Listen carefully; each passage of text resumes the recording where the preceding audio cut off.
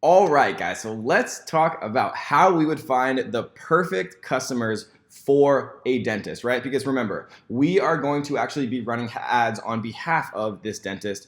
We are going to be trying to find our dentist, the perfect people to come, get their teeth cleaned and things like that. And we're going to show you the exact funnel that we use. And when I say funnel, for those of you who don't know, right, it's just a better version of a website that's more kind of adept at actually converting people into paying customers. And so we're going to go through exactly how we set this up. Dentist traffic ad in San Diego, La Jolla specifically, and we're going to talk about what interest I chose. We're going to be driving traffic to a website.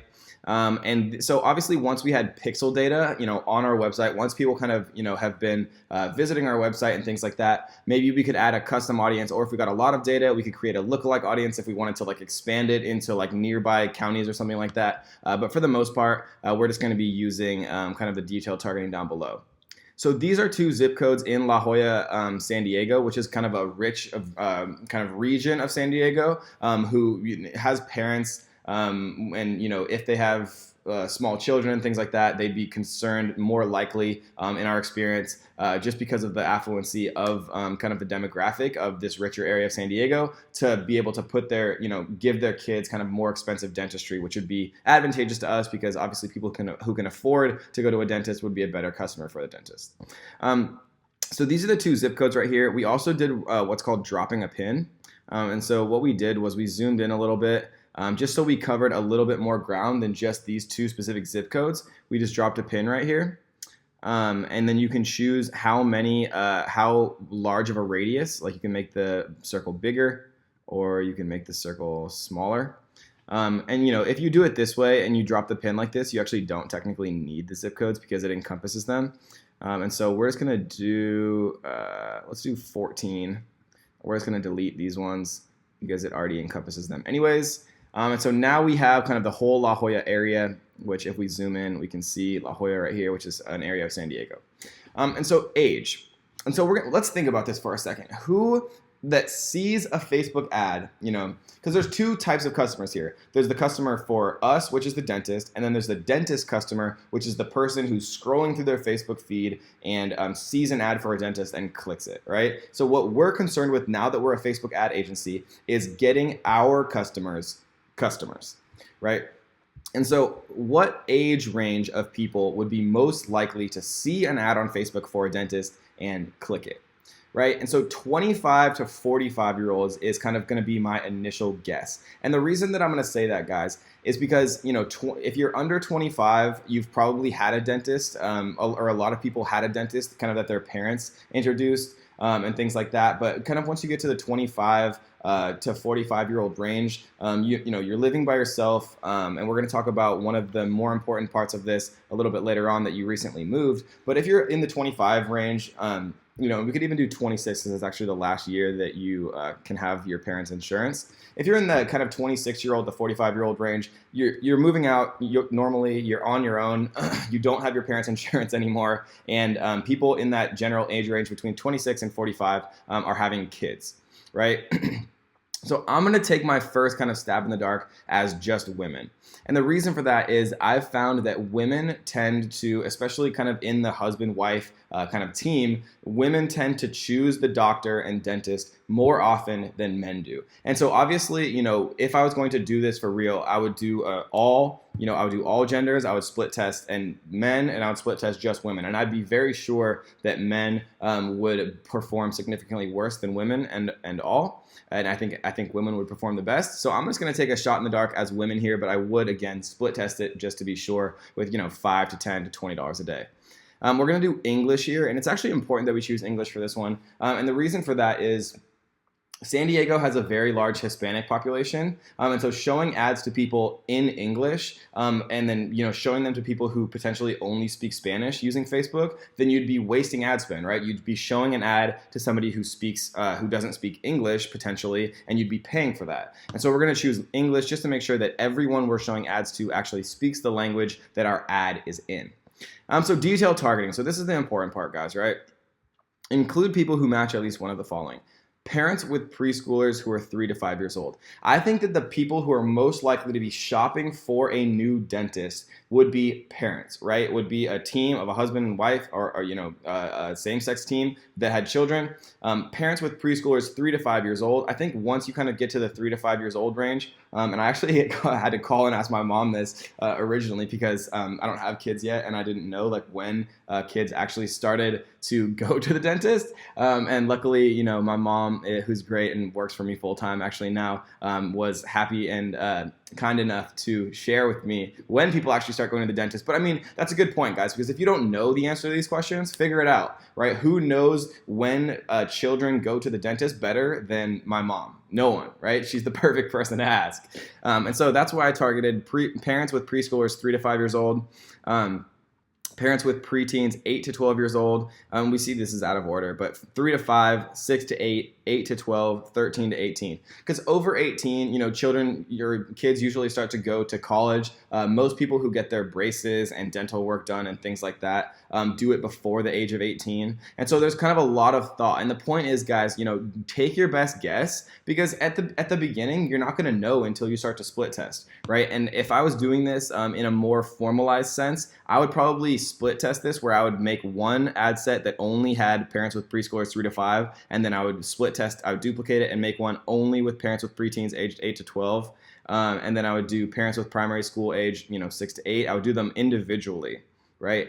But this is important. So parents, in my opinion, kind of in my first shot in the dark with younger age children are going to be the most likely to have an interest in a new dentist, right? But not only that, so they have to match this. They have to be parents and they have to have a child this age, but they must also match the following.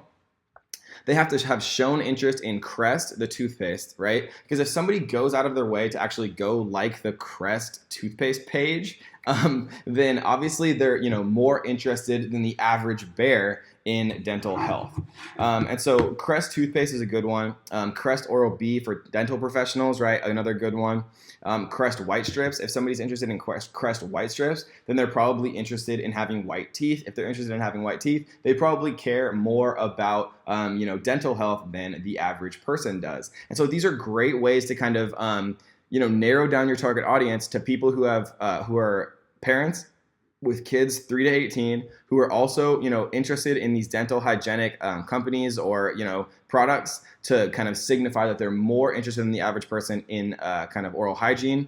And then most importantly, in my opinion, in this specific case, is must also match at least one of the following. Because it's important to note here, guys, there's 3 groups. They have to be this, they also have to be this, and they also have to be this, right? So we're really honing down on this first kind of shot in the dark, and then we're going to see whether or not I'm actually right. But again, like always, the true tell is going to be from once you start to split test, which we will talk about in the future modules. So I think it's really important that they have recently moved. Facebook gives you so many options here and so much variety, like we talked about, all of the different interests, demographics, behaviors that you can target, right? So a great demographic, right, that they label as life events is that they recently moved. And Facebook knows all about our geography. They know where we are. I know it's creepy, but for us, it's great.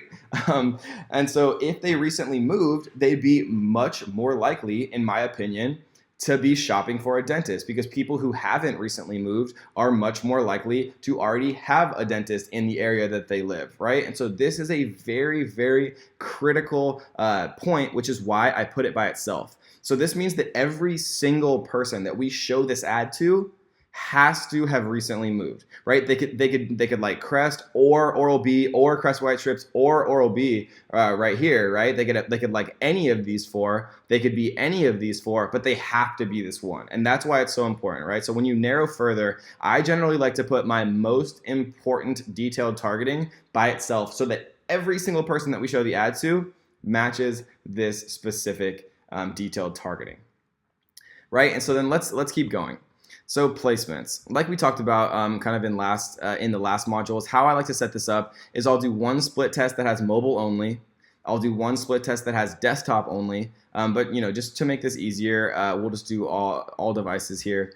And we're gonna get rid of some of the stuff that doesn't really work, right? Instagram has different sizes for ads that are optimized, so we're not gonna do that. When we run Instagram ads, we'll do it in perfectly optimized sizes. We're gonna get rid of some of these ones that just don't work well, and we're gonna focus on the Facebook feeds, right? Because the Facebook feeds are by far the most profitable type of ad placement that you can actually run. Right, so we set up our location, we set up our ad set name, age, gender, language, detailed targeting, placements, right? And now let's talk about budget and schedule for a second.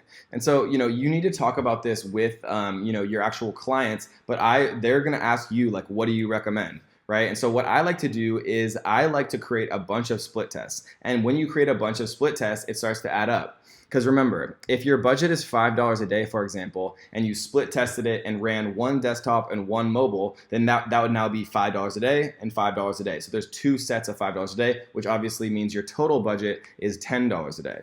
And so, depending on what your clients are comfortable spending, I generally like to recommend that they start by spending, between $20 and $50 a day. And so if you have 4 split tests here, or 10 split tests if they allow you to do $50 a day, or $100 a day, obviously the more split tests you can have and the more that they're comfortable with, and the more that you can quickly show them results, the more comfortable that they're going to be actually, actually spending more daily budget once they're kind of seeing and feeling that additional profit that you're adding. Because an important note about this, guys, is that the quicker that you can show them results, the better they're going to feel. People that have never advertised before, it feels weird spending money with no tangible result, right? Like, what am I spending money on? Like, I don't get like a prize, I don't get a basketball, I don't get like a physical product, I don't get anything, right? It seems very intangible. But when they hear the phone ring and somebody calls in to the dentist business and says, hey, like I'm responding to an ad I saw on Facebook, like I want to claim, my free teeth cleaning, I saw an ad from,